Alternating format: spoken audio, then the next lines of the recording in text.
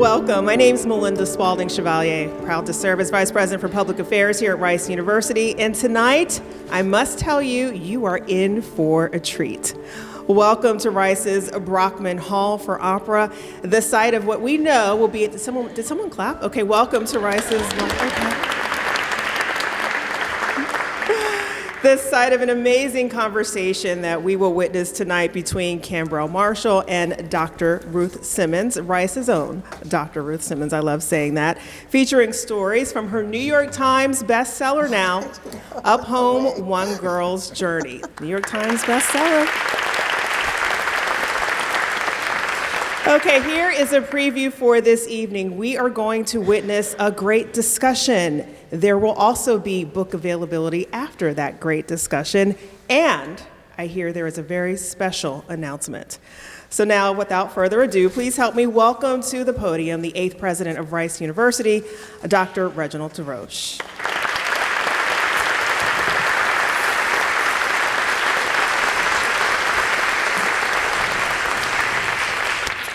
Good afternoon and happy Friday. It's great to see so many people from Rice, Houston, and beyond. Dr. Simmons certainly has a way of bringing people together, and today is no different. In the audience, we have members of the Rice community. I'm so pleased to see so many students in the audience, and members of several organizations, including the Houston and Beaumont chapters of the Links Incorporated, the Xavier University and Dillard University alumni groups, the National Society of Black Engineers House Professionals, Houston Professionals, the local chapters of Alpha Kappa Alpha, AKA sorority. I think we have a couple of, yes, please clap for the AKAs. We have a couple of members at least of Kappa Alpha Psi, myself and Cambrell. I'm sure there are others in the audience. I had to get that in there since we mentioned the AKAs. We have Lawson Academy, Roberts Elementary, and the University Place Super Neighborhood. Other special guests include Aljanita Scott Davis, a Wheatley High School alumna, one of the first advisory board members of the Kinder Institute and a longtime community activist. Rhea Lawson, director of the Houston Public Library. Rice Board of Trustees members, Terrence G. and Chairman Robert Ladd. And members of Dr. Simmons' family who are here. Thank you all for coming out. A little bit about Ruth. We are gathered here in Shepherd Hall School, beautiful Brockman Hall, to hear from one of the most transformational higher education leaders of our time, Dr. Ruth Simmons. Dr. Simmons is a mentor to dozens of leaders across the country, and I'm fortunate to be one of those leaders to call her a friend and an advisor. Dr. Simmons has been a steadfast advocate for the underserved communities in higher education. Throughout her career, Dr. Simmons has served as president of 3 institutions, Smith College, Brown University, and Prairie View A&M University. Her tenure at Brown marked the first Black president of an Ivy League institution. At Rice, Dr. Simmons is a trustee emerita of our Board of Trustees. In April, Dr. Simmons joined Rice as a President's Distinguished Fellow. In that role, she advises me and my office on a variety of matters and collaborates with faculty and staff to build programs for our students to develop future leaders. We are extremely grateful to have her at Rice. Today, you will hear about Dr. Simmons' incredible life as she so eloquently recounts in her memoir, Up Home, One Girl's Journey.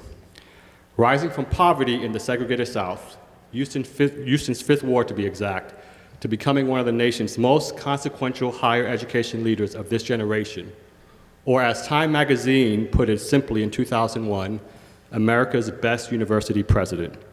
Dr. Simmons' story is truly remarkable and inspiring. KPRC meteorologist and Houston Newsmakers host Cambrell Marshall, who happens to be my fraternity brother, will lead this afternoon's discussion with Dr. Simmons. Thank you, Cambrell, for being here and for leading this show. Let's get started. Everyone, please, I'd like to introduce Cambrell Marshall and Dr. Ruth Simmons.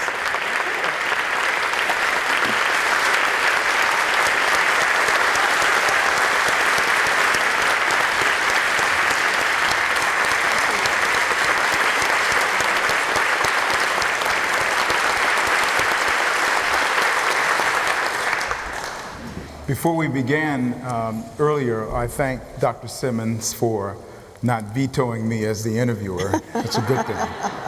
No way. Yeah. I also, I've known Dr. Simmons for a number of years, and I've always called myself the president of the Ruth Simmons fan club. And now it's become clear to me that I should become the treasurer of the Ruth Simmons fan club. Why is that? The book and the retirement, by the way, she's redefined what retirement is all about now too. So as I get closer to that, I'm not sure I want to get there, but thank you for being here and thank you for the opportunity to have this conversation. I love the book, Up Home. For those who don't know about what that expression means, why Up Home, and what was the impetus for making you want to write this? Well, I was born in a town called Grapeland, which is north of Houston. Whenever we are going back there, because it's north, we say we're going up home. And so the whole idea of up home to me has come to mean something very special. It ties me to my ancestors. It ties me to my parents who really did a terrific job raising us from Grapeland to Houston. And so it has a very special meaning for me. The idea that the youngest child of 12 children who was born in East Texas during a time when a young black child would not be expected to go very far, the idea that you have done that, to some would be amazing. To you, you describe that as what? Unremarkable. Simply because, at least I feel very strongly that every child born into similar circumstances could have done as well as I if they'd had the same opportunities that I had. So I think of my life as having been the result of extraordinary people whom I encountered, extraordinary opportunities that happened along. And I guess it may be due to my mother, but I always feel very awkward when people make too much of what I've done. And so, for example, when they talk endlessly about being the first black president of an Ivy League university, I think, well, what is that? It would have happened eventually. I just happened to be there at that time. And so I often call it a historical coincidence that I was there at the time, right? So, yeah. See, that's why I want to be the president of the Ruth Simmons fan club, just because of that reason. The subtitle of Up Home is One Girl's Journey. It clearly is an example of many other journeys that other young girls could and might be able to make. Now that the Supreme Court has come up with an affirmative action decision that may make it a little bit more challenging for girls to do what you have done, do you think Up Home becomes much more relevant now because of your theme, which is that you can do what you are destined to do if you have the right kind of support? Well, of course, at the time that I was writing it, I did not imagine that the circumstances in our country would be so reminiscent of my childhood. And I can't even begin to say what it feels like to be my age and to think that young people coming along now are seeing the same things that I saw as a child. It's kind of mind-boggling to me, frankly. But it turns out from the tour that I've done thus far that there are elements of the book that do resonate for young people who believe that there is very little opportunity for them today. And so I get questions from the audience, from college students, for example, asking, what should I do How do I believe that there's something that I can accomplish in this environment? And I can understand what they're thinking and what they're seeing. And I know a big part of that is the hurt. And that hurt is all about people denigrating who they are, people denying their right to have access to certain things. And the effect of that, of course, on young people is to have doubt about themselves and to question whether or not they can do the things that they might otherwise have thought they could do. And so I do think that when I say to them, well, of course I felt the same as you. I thought I would never be able to get to college. I thought I would never be able to have a career. And yet I have, because every day of my life I put one foot in front of the other and did what I needed to do to improve myself and to be open to opportunities. So what I generally say to them is, yes, the Supreme Court has rendered its judgment for this moment, but we know that there will be successor policies to what affirmative action was. We don't know what that will be yet, but there will be, because it is simply impossible for this country to hold together and to move forward if we do not acknowledge that every child born should, in principle, have the opportunity for full development, with access to quality education, with access to the means of well-being that other people have access to. It's impossible to imagine that we could think of ourselves as a nation going forward in a healthy way with these kinds of policies. So I don't believe that this is the end of the story by any means, and that's what I say to students. It's not over yet. All you need to do is worry about yourself and doing what you need to do. Improve yourself, challenge yourself, work hard, be open-minded, meet different people, don't be a racist yourself, open your mind, and so forth. And if you're working on yourself, it doesn't matter. The world will change around you, perhaps, but when it changes, you're going to be ready.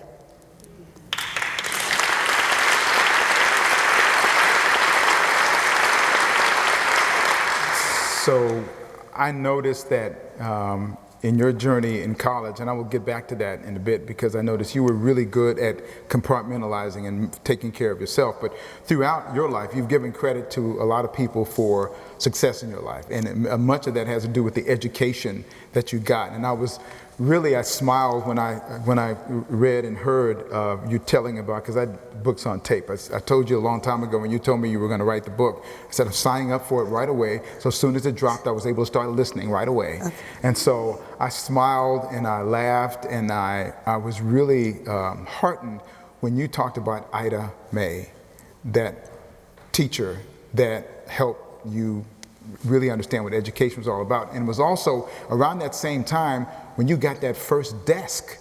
It just made me just smile and this it really says a lot about where you were when you were able to have that first time you ever were able to have something you could call your own, was your desk. Yes, yes. And by the way, it's Miss Ida May. Did I say, I just said Ida May? You said Ida May. Oh, no, I meant to say. And you know, in that era. I meant to say Miss Ida May. We say Miss Ida May. Miss Ida May. Miss Ida May. Miss Ida May. We didn't even have to use her last name, Henderson. Yeah. It was Miss Ida May. Yeah. And I've always tried to remember in my own work what it felt like as a child to walk into a hopeful environment where someone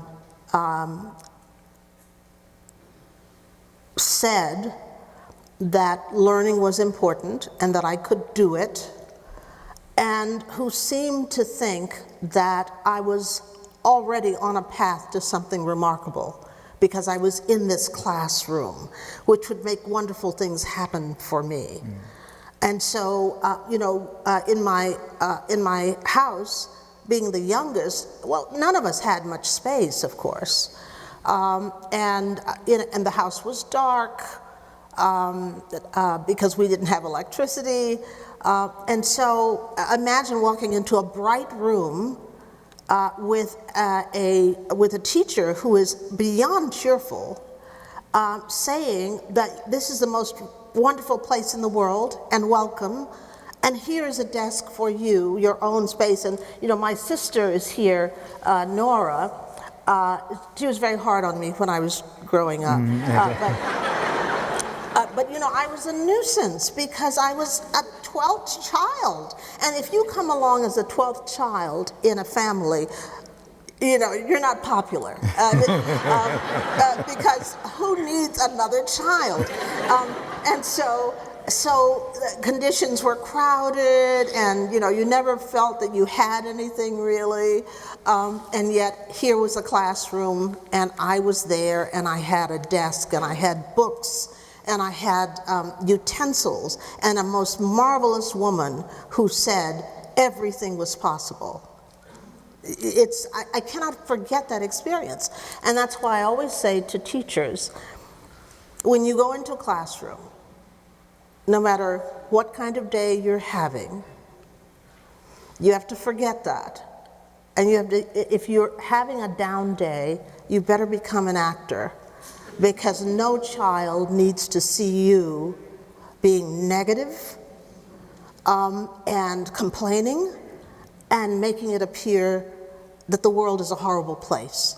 Because for many children who come into a classroom, you're the only hope they have.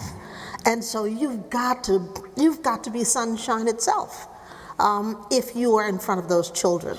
And so that's what she was for me, Miss Ida May. Miss Ida May. So,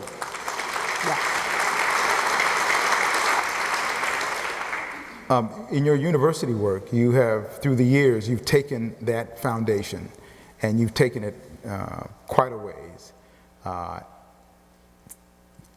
And through that period of time, and now as an administrator and a leader, you've talked about the roles you've played in universities, and you risk a lot for your students and on your behalf. You just take the risks for the communities you represent.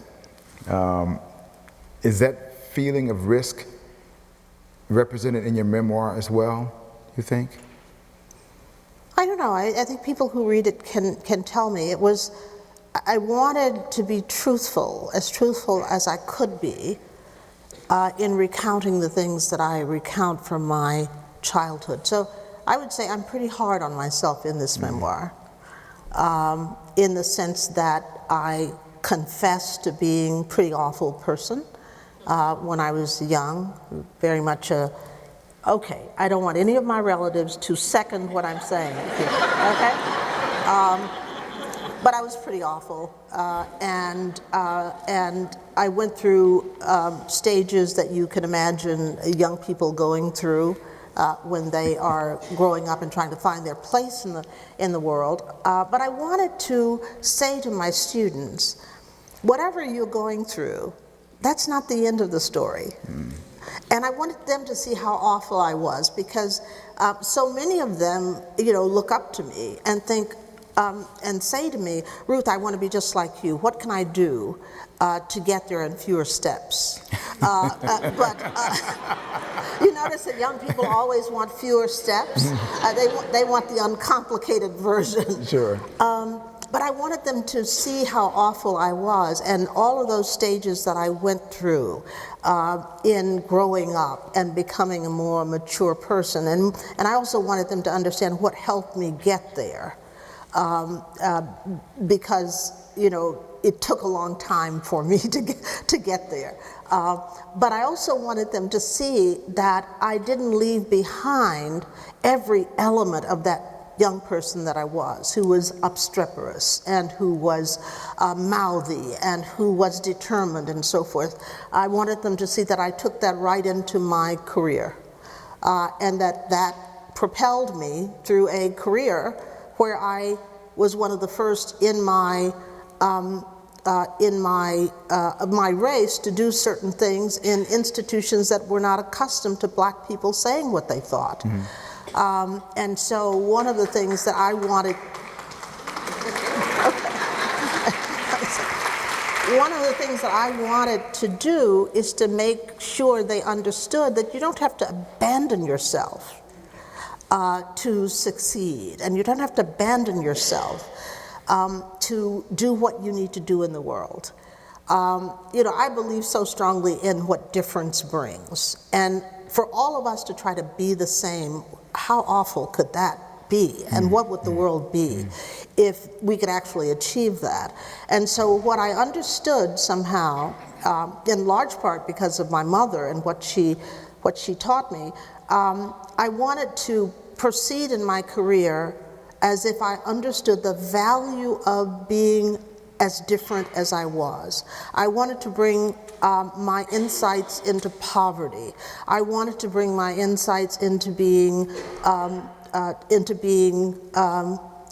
discriminated against. I wanted to bring my insights into feeling left out of society, because I thought that would help add something to what I was doing more than anything else, because everybody else that I worked with was perfectly fine. It had been this way for them for a long time, and they knew the lay of the land and so forth.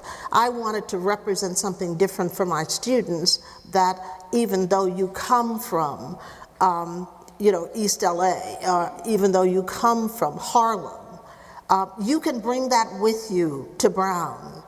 And what you bring to Brown from that environment and from that experience is invaluable to the students you're going to be encountering. So yes, I think I wanted to represent in this book the parts of me that I never lost. And so the worst thing you could say to me, Camberell, and be careful, the worst thing you could say to me is that I'm not the person you see in this book, because I fought so hard to be that person all of my life, and that's the most meaningful thing to me. What was good for me is that in what I've read and heard is that it resonated with me as who you are, but it also let me know, oh, I didn't know that about her.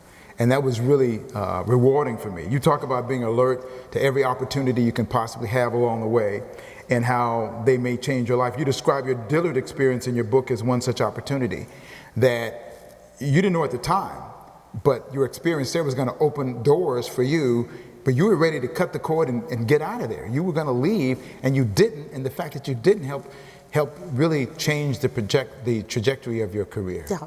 Another lesson for my students, that at every turn, when you may think that you have entered a cul-de-sac in your life, it often turns out that leads to, that's not a cul-de-sac, it's a fork in the road. And where it leads you is someplace that's far better than what you originally imagined. And that was true for me over and over again. Dillard was wonderful for me in the sense that it put me on the right track. But I was very difficult as a Dillard student, and they wanted to get rid of me. And so what they did was, I got a call one morning from the president of Dillard saying, come to my house, come to my house. And so I thought, well, they were finally kicking me out because I was very outspoken about everything that was wrong at Dillard. And so when I went there, he said, we have an exchange program with Wellesley College, and we're sending you to Wellesley.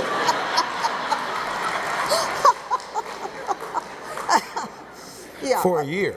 For a year, yeah. So, so I went to Wellesley, and of course, that led to lots of opportunities for me going to Wellesley. Although it was very alien to me, that environment. Mm-hmm. Wealthy, seven-sister college, wealthy white women, no significant number of black students there. And they did things that were very unfamiliar to me as a child of poverty. So, for example, they had high tea. High tea. Yeah. Okay. So I learned to drink tea. And it was also very difficult because I didn't have what I needed in that kind of wealthy environment. And so they paired me with a family, a host family. And then I realized that the host family was from Alabama. And I'm thinking, I just came from Texas, and you're putting me with a family from Alabama. And here I have to confess that my bias told me that this was going to be a disaster. But it turned out to be the most wonderful experience because they were the most wonderful people to me. They welcomed me into their home. I got to know their children and so forth. And that was a lesson to me in the way in the South we categorized people on the basis of their affiliation or their background. And from that moment on, I determined I would never hold it against any white person that they were from the South, because that's what we did in those days. If we were frightened of the fact that people might have grown up in circumstances under Jim Crow, and that meant a whole raft of things.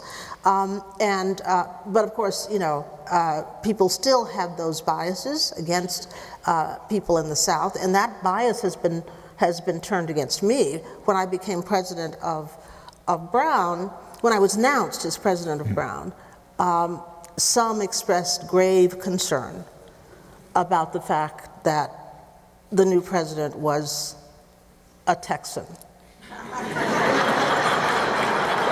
That was number one. That was number one. And what would that mean for the university? And that was number one. And number two, she was a Baptist. And so the panic on the campus about we are given to do these things, and one of the first obligations we have as human beings is to go on a detox program, to rid ourselves of that kind of thinking about people, thinking that we know them because there are certain labels attached to them, because they live in a certain place, because they're a certain color, because we poison the environment for ourselves when we engage in that kind of activity. Is that the same sort of process you use to not hold anyone responsible for the negative experiences that happened in your life and the experiences you saw your father and mother have to go through, stepping off the sidewalk, those kinds of things that were really chronicled a lot that black people had to go through in the South during those days? You don't take with you any negativity about those circumstances, do you? Well, I wouldn't say it quite that way. Some of the people who have read my books are put off by the fact that I'm not angry enough. Okay. But who are they to say I should be angry? If I'm going to be angry, I know how to be angry. It's not so much that. It's that I have seen the result of carrying around the legacy of past injustices. And it can turn on you in a powerful way and turn you into someone that you would rather not be. And I fought hard not to be turned into a person that was that was created by hatred. If that said to me, if I could not overcome that, then that system would have won. So the most powerful antidote we have to the kinds of ills that we face is really to find ways to process that experience so that we are not fundamentally changed by it. Here's the way that I processed it. I processed it by saying, I now understand what it is like for a person's life to be shaped by others' hatred of them. Mm-hmm. I understand that. Consequently, I know what to do to make sure that other people don't endure that at my hand. I know what to do to prepare others for dealing with that. And furthermore, I know how to deal with institutionalized behavior that does that to people. And so I really see my career in higher education as having taken that on. Mm-hmm. And challenged institutions about their policies and their practices and the way that they receive students and the way they judge people. And I've devoted my whole life to doing that. And so, no, I'm not angry. I'm empowered by it because I understand what it means when you grow up in those kinds of circumstances. Mm-hmm. Those kinds of circumstances where you grew up with a mother who you clearly revered, reading and hearing about her impact on you growing up and her death, the impact that it had on you. Your father, who was a different kind of person, you loved him, but the relationship was not what you would expect necessarily. How would you describe that? I mean, you did describe it in your book quite well, I thought. We came away with the idea and the thought of how you felt when you were at high school graduation and it came upon you about the death of your mother, and then your college graduation, how your family just really came and supported you, but she wasn't there. Talk about your relationship with your parents and how that shaped where you are now. Well, I suppose we're all, parents are so crucial in the way we see ourselves. In the way we define ourselves. And I grew up in a very patriarchal family. My father was the dictator in the household. And he was a man of his time who believed that women had no place in decision making or no place of privilege, period.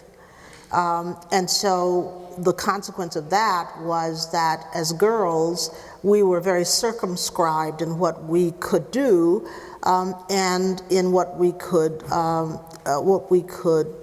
perhaps aspire to. Boys, on the other hand, had 7 brothers and we were 5 girls. Boys, on the other hand, were empowered more or less to seek their own way and do whatever was comfortable for them to do, but not girls. And so we were very strictly held to certain so-called standards. And so was my mother. And so I describe my mother as having been very subservient to my father. And in truth, most women of that era were. And that means that she did as he wanted. She had no independent aspirations herself. And this made me very sad as a young person. And I think all of the girls in the family probably viewed it the same way, that we wanted a mother who was more empowered, more independent of mind, more able to, certainly to assert herself in decision making and so forth, but it just wasn't possible.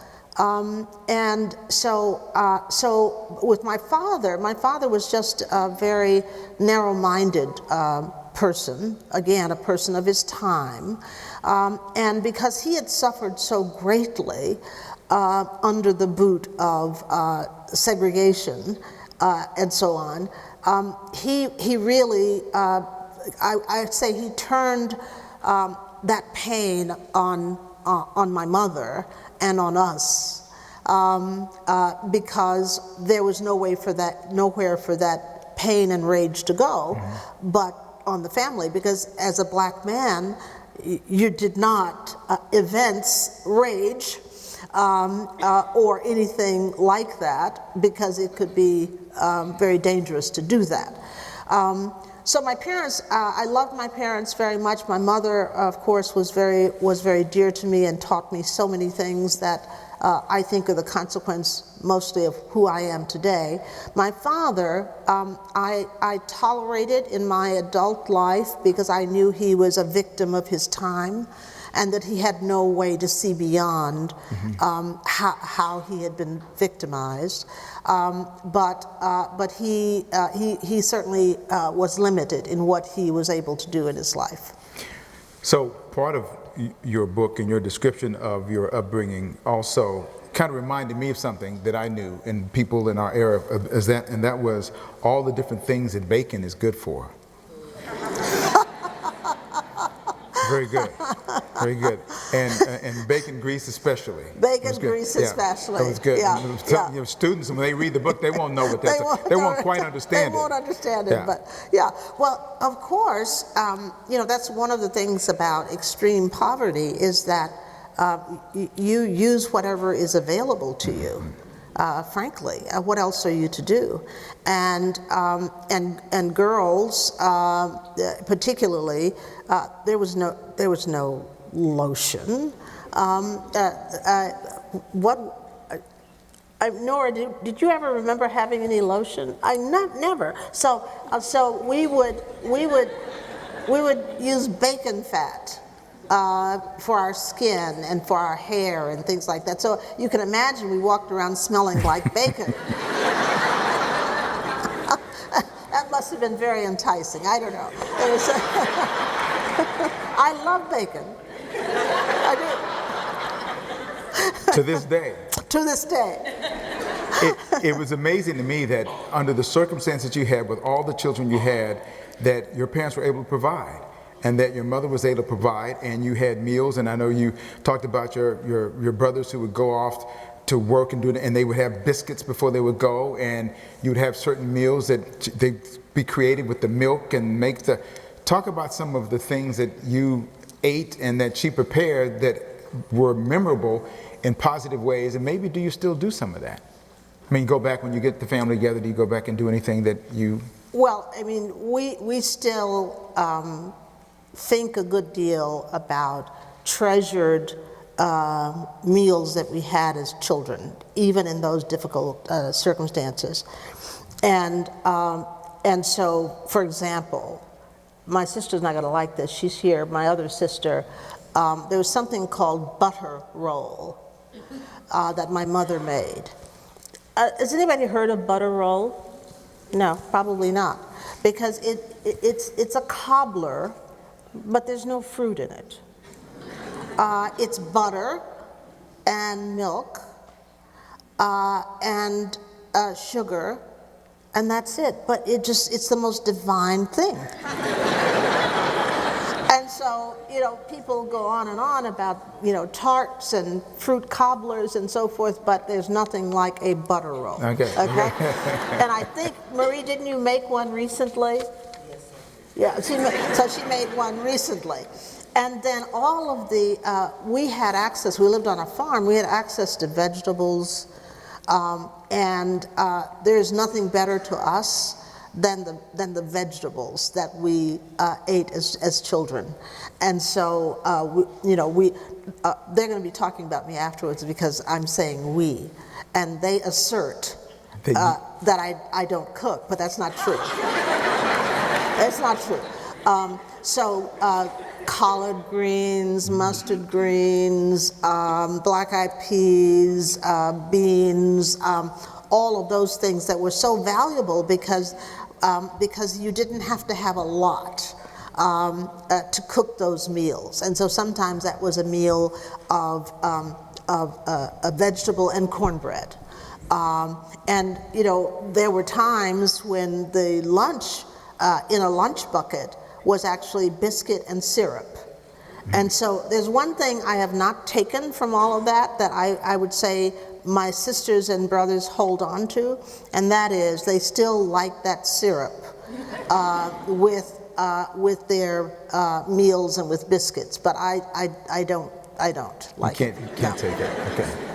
you have really wanted and prided yourself throughout your career of being a mentor to others. You want teachers to be the kind you say put on that act and be the...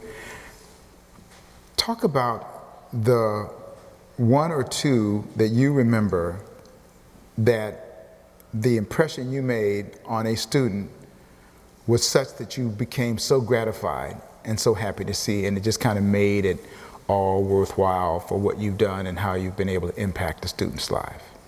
Oh, there have been really so many, but I think I have perhaps a natural affinity for students who have had to struggle, and I remember them especially with. I had a Native American student who left school.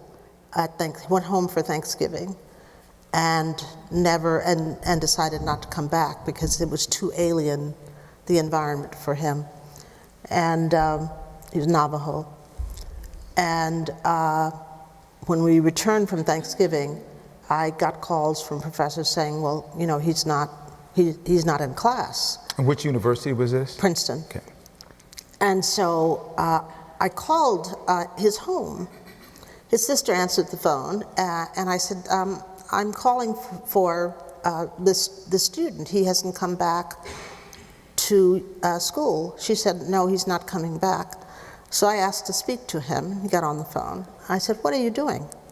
He said, well, I'm not coming back. It's just, I'm not happy. I'm not happy there. You know, people make too much of happiness, I think. I'm serious about that. I mean, you're on a path, right? You're on a path, and if you can just see beyond the next hurdle, it could be something so glorious, right? And so I said, oh no, you're coming back. Get on the next plane back to Princeton. I'm going to go to your professors. I'm going to make sure they understand that you're coming back, and I want you back here within the next couple of days. And he came back. And he's brilliant. He's actually a famous poet, Navajo poet, who became vice president of the Navajo Nation. And I've had him come back periodically because I always think about him and how, imagine what it would be like for a Navajo Indian to come to a place like Princeton and find a way. Well, you can't do that easily unless the place is embracing you in a powerful way. And that's what I've tried to say to universities. There are some students who are so far from the typical student that you have to find ways to embrace them so that they understand that they are going to be able to make it. And so that's one example. It's him, and I actually asked that, you know, I'm giving the Jefferson lecture, and I asked that he introduce me on Monday. They haven't told me who's introducing me, so maybe he'll be there, I don't know. Another student was a student at Brown who had come to Brown wanting to be an engineer, and he was very disappointed because he discovered that his high school, an inner city high school, did not offer the courses that were prerequisites for engineering, and therefore he was not going to be able to do engineering. And so we got a faculty member in the math department to tutor him, and she brought him up to eligibility to do engineering, and he was able to do that. And then 2 weeks ago, I got an email from him letting me know that he was okay. He's in Florida, but he had a picture of this faculty member from Brown visiting him, the one who had helped him get into. This is what education has to be, you know? Taking an interest in students like that. Well, I told Melinda and others when they asked me to do this that if you're okay, we can do breakfast here and we continue to talk. But because that's how much I can do that, but we don't have that kind of opportunity. But you've described everything about the educational experience that you have been able to gain knowledge from and also to imprint on others. And certainly you made a big difference in their lives. We're going to have an opportunity for you to ask questions. There's a microphone. I can't see it, but I know there's a mic somewhere. Oh, it's right there. See, I say microphone and it appears. You'll be able to do that. If you want to go there, you can do that. But what do you want most for people to get out of reading your book? What would you want them to get? I'm not talking about necessarily a student, but just anyone who picks up your book. Well, I wrote it for my students, actually. Okay. And I wrote it because I wanted them to understand how a life is constructed. That it isn't what they imagine from television. And after they come to me and say, well, I want to do what you're doing, but I want fewer steps, and how can I get there? Mm-hmm. Without understanding that I am the person I am because of the difficulties that I endured, as well as the successes that I enjoyed. And so I want them to understand how being challenged is another element of growth. Overcoming difficulties is one of the most important dimensions of becoming the person that you want to be, and that it isn't interminable pain that you experience because you find your way out of the most difficult experiences. And I also wanted to shut down the way that my students treated me. I was going along a path at Smith when I was president there, and I was in my car and I saw a student struggling on crutches, and I stopped the car and I said, "Get in, I'll take you wherever you need to go." And to my amazement, she said, "Oh no, President Simmons, if you could do what you've done, I can certainly get up this hill on crutches."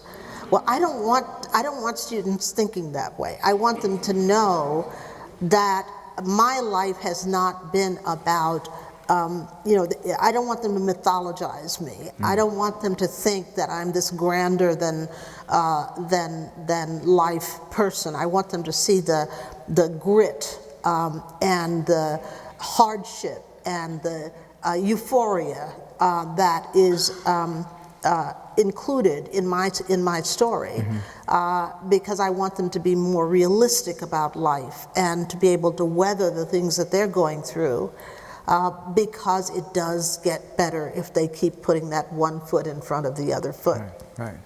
Well, we know that, as you said, it's the bestseller, so it's a good thing. A lot of students ought to be reading it by now.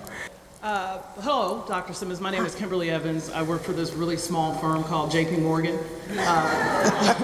Also a Texas Southern graduate, undergrad. Thank you so much for mentioning just to our young students and just young individuals, the Supreme Court case. Most people don't remember. Before that, it was Brown versus Board of Education, right. Plessy versus Ferguson. So it evolves, it changes. So this is not the end. And so my question to you is, with your career, which is still continuing, here at the university, at Rice University, where do you continue to see your involvement? You have your book, but where do you continue to see where you can still make your mark in higher education? Well, I don't so much think of it that way. I think, I think I've done enough, and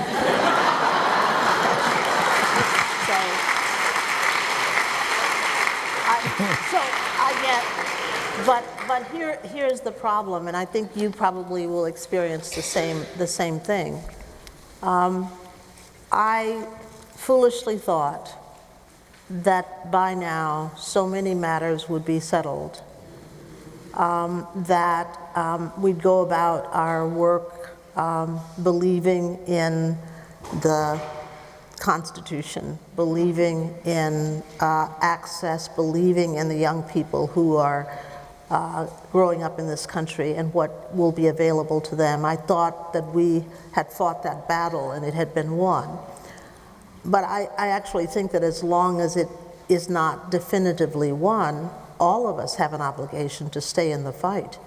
And so when I am asked to play a role that I think I can play, I will say yes every time, because I just cannot fathom the notion that we will give up on this country. I can't fathom it. The possibilities are immense if we would but take in the fact that we are a nation of difference. We simply are. And it may be that some people would not have crafted it that way, but nonetheless, that's what we are today. And our task is to move ahead together in spite of the fact that we are so different. So until we learn to see past that difference and engage in this common purpose, we're going to have a lot of days where we are discouraged. So I'm in the fight to see whether or not we can remain hopeful, whether or not we can communicate to young people that things are going to be better in the future, whether or not we can communicate it to young people that they must not give up and think that they should turn away from achievement because of what they hear. I'm in it for the duration, frankly, because of that.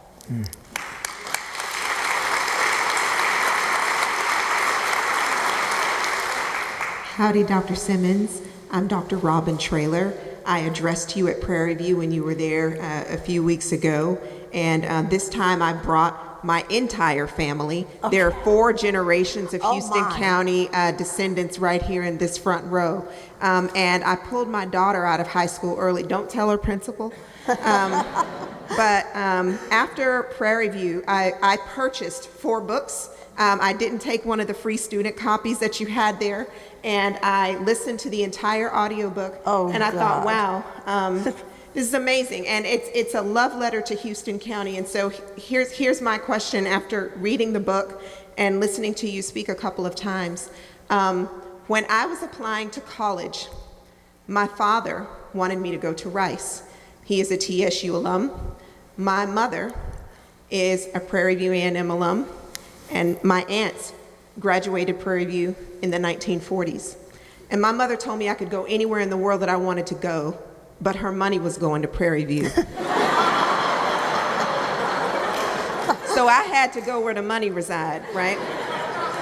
And I got a scholarship at Prairie View, and really I was determined not to be at Prairie View, but a Prairie View professor called me at home, senior year, I'm in high school, and he told me that I needed to come to Prairie View, much like the call that you made to the Navajo gentleman who was thinking that he was going to get away from you at Princeton.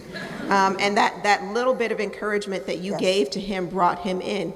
And so Dr. George Brown is the reason why I wound up at Prairie View. I'm in a position now where my daughter and I are going to be looking at colleges. And, I thought about giving her the money, my money's going to Prairie View speech. But this child could go a lot of places, right? She could go to Rice. She could go swim for Howard. Maybe if we're lucky, she could go to Harvard. Or she could be a 4th generation Prairie View A&M graduate, which I find to be extremely special. And I asked you about being at Houston County. The legacy, the legacy means so much to me. And so, what would you do if you were me? I'm kidding. But when students are considering where to take their talent to learn, what kind of advice do you give to students who are embarking on their collegiate journey? And I'd be very grateful if you could just sign these for me before we Well, I am proud to say that although much of my career is spent in so-called elite institutions, I'm not an elitist when it comes to education. And what I say to students who approach me, I say, choose, and parents, choose the place that feels like the right environment for you, because you can learn in so many different places. I love the fact that that I became the first black president of an Ivy League university, not because I was the first, but because I was an HBCU graduate who did. And what I want to say to people is that stop this nonsense about this place is selective, and if you go there, you're going to be able to do whatever you want to do. Because I see lots of community college students who are just as good and just as achievement-oriented. I see lots of HBCU students who are just incredible and doing marvelous things. So we have grown up in this particular era thinking that there's a good list of universities, a so-so list of universities, and a list of universities you have to stay away from. I don't buy that at all. And I don't think we can in this country, because we don't have a national system of university education. So the wonderful thing about it is that there are unique missions created across this country in all kinds of different ways. There are still women's colleges. And I know lots of young people who feel that that's the right environment for them. My son went to a men's college, Morehouse. You know, I don't know if you know about this, but you know, they really, I don't know what it is, but the men who come out of Morehouse are insufferable. But you know about this, yes, okay. And so my son I'm having real problems with him, and his attitude toward me, and the fact that he needs to tell me what to do and so forth. But that's why they say you can't tell a Morehouse man anything, right? And so, but that was a good environment for him. And so, as a country, we need to emphasize the value of learning and the value of education, and stay away from the notion that you should only go to this place or only go to that place. I just don't believe in that. And so one of the things I say to my colleagues in the Ivy League, I'm currently holding an appointment at Harvard, and I'm constantly lecturing them about the fact that they're not all that, and that they need to make more room for students from community colleges and so forth. And that's my mission across the Ivy League, is to finally get them to step into the responsibility of leading the charge for education qua education. Meaning that they are there for the country. They're there for people who have the capacity to achieve. They're not there to ratify somebody who is already brilliant, okay? And just make them, certify that they're brilliant. To me, education is best done when you're seeing improvements in what people can do. Not simply people who are able to just say, you know, that I can continue to make A's. So I would say your daughter's decision is the most important thing. It's what she feels, not what mom feels, okay? And that means, and my daughter is looking at me like, yeah, but you never say that, you know. But by and large, young people do best when they make the choice themselves. I've seen too many students leave college because somebody else made a choice for them. and it was not the right choice. So you're obviously a good parent, and you've probably raised your daughter to make decisions well, and she will make a good decision. Just trust her to make the right decision. All right. This have to be the last question here. Go ahead. Thank you. Good afternoon. Hi. My name is Johnny Brown, and I'm currently an Ed Leadership doctoral student at Prairie View A&M University. Okay. I want to say thank you so much for being who you are. And we're just so glad that, I'm so glad that you were born. My question is this. In light of teacher shortage, well, in light of you having good teachers that provided light and hope for you, and you being light and hope for others, how do you feel we can, what are your ideas about cultivating good teachers today so that they can continue that light or be that light for our young people today?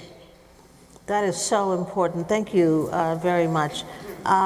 For the last, I don't know how long actually, a number of years, I've chaired the board of the Holsworth Center. And that is an effort to encourage educators because there seemed to be such a need for teachers to understand the invaluable role that they play.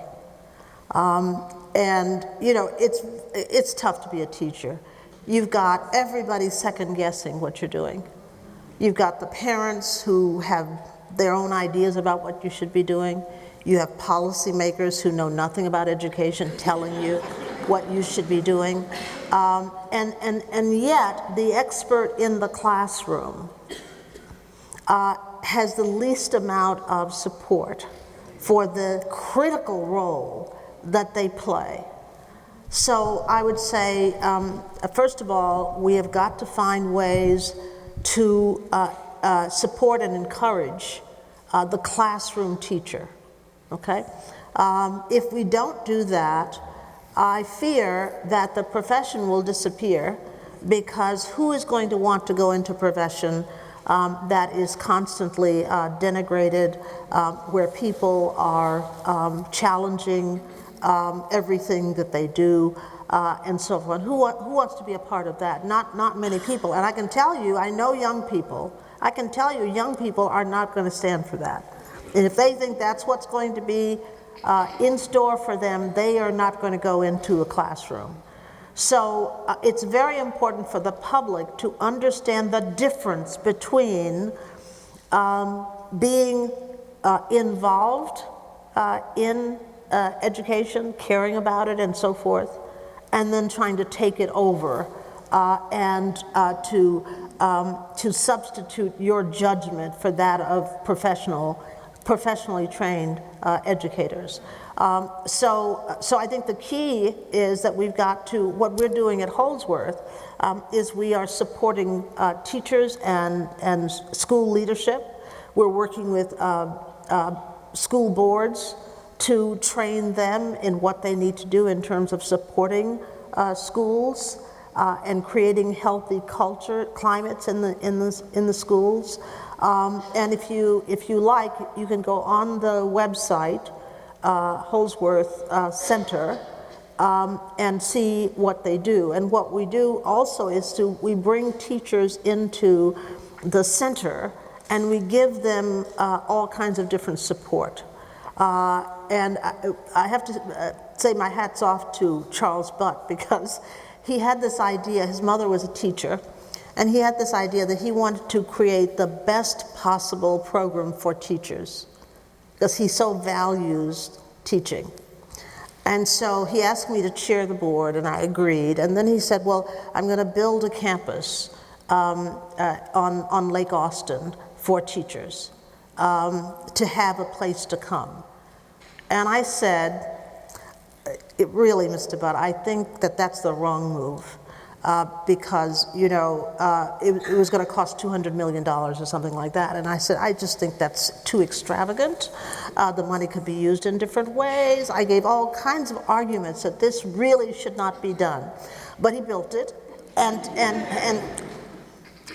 you can't talk a billionaire out of doing what they want to do. I should have known that. But he built it, and the most wonderful thing happens, and they come to that campus, and they are taken care of, and they interact with scholars. But the biggest thing about it is that that campus says to them, you are valued. What you do is important. And we have to find many, many more ways of saying that to teachers.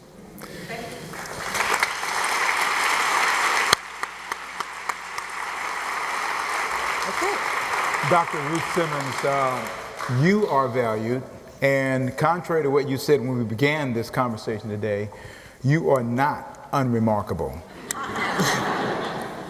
The book is Up Home, One Girl's Journey.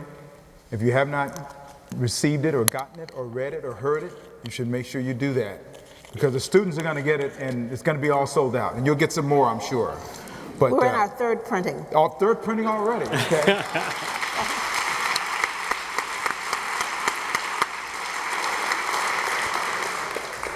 Again, please join me in thanking Cambrell and Dr. Simmons. Thank you. Thank you. And thank all of you for coming, and thanks those who asked questions. Before we conclude, I want to make a special announcement on behalf of the Rice Board of Trustees to acknowledge the incredible work that Dr. Simmons has done and to reconfirm Rice's commitment to the community. We are proud to announce a $1 million scholarship in the name of Dr. Ruth Simmons.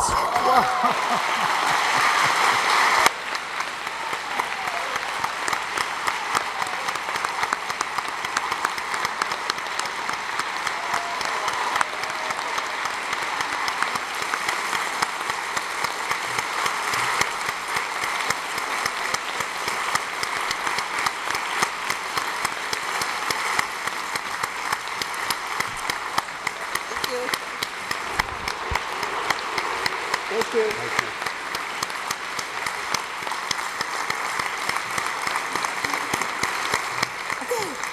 Some of the students who will receive this scholarship will undoubtedly be from Dr. Simmons' childhood neighborhood, the 5th Ward, which we're really pleased for.